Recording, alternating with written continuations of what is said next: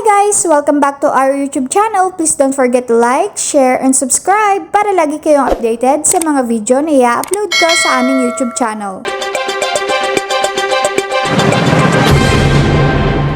Pwede po mag-ask about senior na allowance.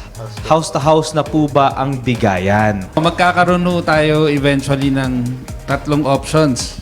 It's either cash, GCash, or land bank na ATM through ATM po. Pero for the next year pa po yan mangyayari, di ba? So, I would assume sa June payout, uumpisahan yung tatlong options para sa ating mga senior citizen na either GCash, land bank ATM, or cash. Pero siguro announce na natin na I think next week ho ay ibibigay na or pwede nang ibigay yung year-end allowance ng ating mga senior citizens.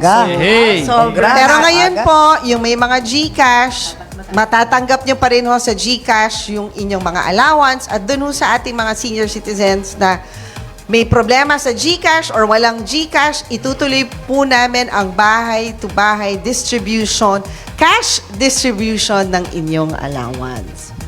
O, kasi parang po kami. nababasa ko na parang maraming nag-aano na hindi na tuloy yung GCash. So, ngayon, uulitin natin, tuloy-tuloy ang GCash pero may ibang options. Kumbaga, dapat laging may options ang ating mga senior citizens, di ba? Kung saan mas mapapagaan at mapapadali sa kanila, yun yung ibibigay nating serbisyo. Thanks for watching! Please don't forget to like, share, and subscribe!